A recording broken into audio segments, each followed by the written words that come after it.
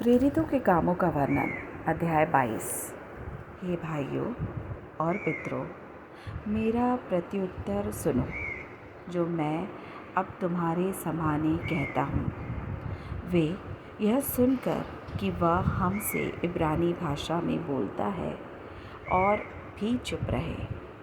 तब उसने कहा, मैं तो यहूदी मनुष्य हूँ, जो किलिकिया के तरसुस में जन्मा, परंतु इस नगर में गमलीएल के पाँव के पास बैठकर पढ़ाया गया और बाप दादों की व्यवस्था की ठीक रीति पर सिखाया गया और परमेश्वर के लिए ऐसी धुन लगाए था जैसे तुम सब आज लगाए हो। और मैंने पुरुष और स्त्री दोनों को बांध कर और बंदी गृह में डाल कर इस पंथ को यहाँ तक सताया कि उन्हें मरवा भी डाला। इस बात के लिए महायाजक और सब पुरने गवाह हैं कि उनमें से मैं भाइयों के नाम पर चिट्ठियाँ लेकर दमिश्क को चला जा रहा था कि जो वहाँ हो उन्हें भी दंड दिलाने के लिए बांधकर यरूशलेम में लाऊं।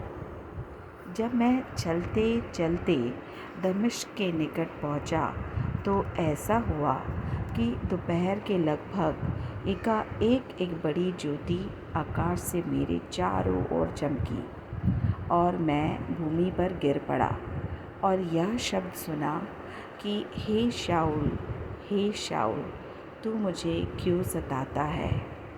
मैंने उत्तर दिया कि हे प्रभु, तू कौन है?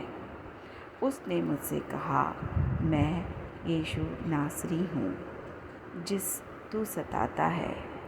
और मेरे साथियों ने ज्योति तो देखी, परंतु जो मुझसे बोलता था उसका शब्द न सुना। तब मैंने कहा, हे प्रभु, मैं क्या करूं?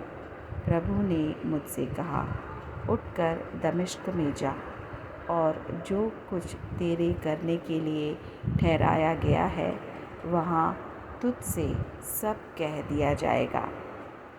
जब उस ज्योति के तेज के मारे मुझे कुछ दिखाई न दिया तो मैं अपने साथियों के हाथ पकड़े हुए दमिश्क में आया और हन्नायाह नाम का व्यवस्था के अनुसार एक भक्त मनुष्य, जो वहाँ के रहने वाले सब यहूदियों में सुनाम था, मेरे पास आया और खड़ा होकर मुझसे कहा, हे भाई शाऊल, फिर देखने लग। उसी घड़ी मेरे नेत्र खुल गए और मैंने उसे देखा।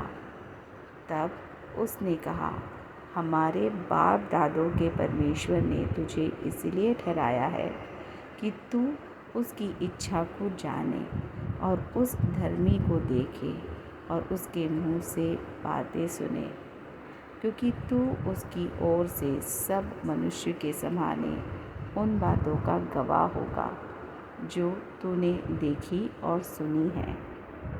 अब क्यों देर करता है? उठ, बपतिस्मा ले और उसका नाम लेकर अपने पापों को धो डाल। जब मैं फिर यरूशलेम में आकर मंदिर में प्रार्थना कर रहा था तो बेसुध हो गया और उसने देखा कि मुझसे कहता है, जल्दी करके यरूशलेम से झट निकल जा, क्योंकि वे मेरे विषय में तेरी गवाही ना मानेंगे। मैंने कहा, हे प्रभु, वे तो आप जानते हैं कि मैं तुझ पर विश्वास करने वालों को बंदी गृह में डालता और जगह जगह आराधनालय में पिटवाता था। और जब तेरे गवाह स्तिफनुस का लोहू बहाया जा रहा था तब मैं भी वहाँ खड़ा था और इस बात में सहमत था और उसके घातकों के कपड़ों की रखवाली करता था। और उसने मुझसे कहा, चला जा, क्योंकि मैं तुझे अन्य जातियों के पास दूर दूर भेजूँगा। वे इस बात तक उसकी सुनते रहे, तब ऊँचे शब्द से चिल्लाए कि ऐसे मनुष्य का अंत करो।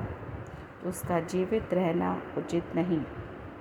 जब वे चिल्लाते हुए कपड़े फेंकते और आकाश में धूल उड़ाते थे, तो पलटन के सूबेदार ने कहा कि इसे गढ़ में ले जाओ और कोड़े मारकर जांचो कि मैं जानूं कि लोग किस कारण उसके विरोध में ऐसा चिल्ला रहे हैं। जब उन्होंने उसे तस्मों से बांधा, तो पौलुस ने उस सूबेदार से जो पास खड़ा था कहा, क्या यह उचित है कि तुम एक रोमी मनुष्य को, और वह भी बिना दोषी ठहराए हुए, कोड़े मारो? सूबेदार ने यह सुनकर पलटन के सरदार के पास जाकर कहा, तू यह क्या करता है? यह तो रोमी है। तब पलटन के सरदार ने उसके पास आकर कहा, मुझे बता, क्या तू रोमी है? उसने कहा, हाँ। यह सुनकर पलटन के सरदार ने कहा कि मैंने रोमी होने का पद बहुत रुपए देकर पाया है। पौलुस ने कहा, मैं तो जन्म से रोमी हूँ। तब जो लोग उसे जांचने पर थे, वे तुरंत उसके पास से हट गए, और पलटन का सरदार भी यह जानकर कि यह रोमी है और मैंने उसे बांधा है, डर गया। दूसरे दिन वह ठीक ठीक जानने की इच्छा से कि यहूदी उस पर क्यों दोष लगाते हैं, उसके बंधन खोल दिए और महायाजकों और सारी महासभा को इकट्ठे होने की आज्ञा दी, और पौलुस को नीचे ले जाकर उनके सामने खड़ा कर दिया।